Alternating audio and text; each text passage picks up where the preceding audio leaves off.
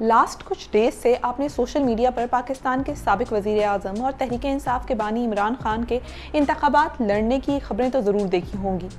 عمران خان ویسے تو اس وقت راولپنڈی کے ڈیالہ جیل میں موجود ہیں، مگر انہوں نے انتخابات میں حصہ لینے کا فیصلہ کیا ہے۔ یہ الیکشن سیاسی عہدے کے لیے نہیں بلکہ آکسفورڈ یونیورسٹی کے چانسلر کا ہے۔ عمران خان کی جانب سے نامینیشن پیپرز جمع کرائے جا چکے ہیں، تو آکسفورڈ یونیورسٹی کے چانسلر کا انتخاب کیسے ہوتا ہے؟ آکسفورڈ یونیورسٹی دنیا کی ٹاپ یونیورسٹیز میں سے ایک ہے اور چانسلر کے عہدے پر کامیاب امیدوار کی اپوائنٹمنٹ 10 سال کے لیے ہوگی۔ یہ ایک سرمونیل یعنی اعزازی منصب ہے، یعنی تنخواہ اور مارات نہیں ہوتے، لیکن چانسلر پر کسی طرح کی انتظامی ذمہ داری بھی نہیں ہوتی۔ یونیورسٹی کے وائس چانسلر کی تقرری، اہم تقریبات کی صدارت، فنڈز جمع کرنا اور لوکل، نیشنل اور انٹرنیشنل سطح پر یونیورسٹی کی نمائندگی میں چانسلر کا کردار اہم ہے۔ وہ ایک طرح سے یونیورسٹی کا ایمبیسڈر ہوتا ہے۔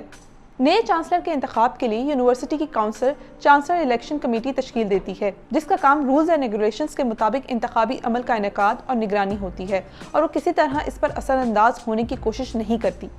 عمران خان کے لیے اس مقابلے میں حصہ لینا ووٹنگ سسٹم میں ایک حالیہ ترمیم کے بعد ممکن ہوا، جس کے مطابق یونیورسٹی کے گریجویٹ اسٹوڈنٹس اور سٹاف کے موجودہ اور سابقہ ارکان اب اپنے ووٹ آن لائن دے سکیں گے۔ اس حلقہ انتخاب کو کانوکیشن کہتے ہیں۔ یونیورسٹی کے مطابق اب دنیا بھر سے 2.5 لاکھ سے زیادہ اہل ووٹرز چانسلر کے انتخاب میں حصہ لے سکیں گے۔ انتخاب میں حصہ لینے والے امیدواروں کی حتمی فہرست اکتوبر میں شائع کی جائے گی اور ووٹنگ کا عمل 28 اکتوبر سے شروع ہوگا۔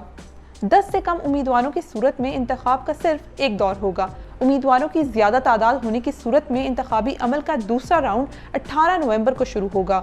اس الیکشن میں موجودہ اسٹوڈنٹس، یونیورسٹی سٹاف یا کسی سیاسی عہدے کے امیدوار حصہ نہیں لے سکتے۔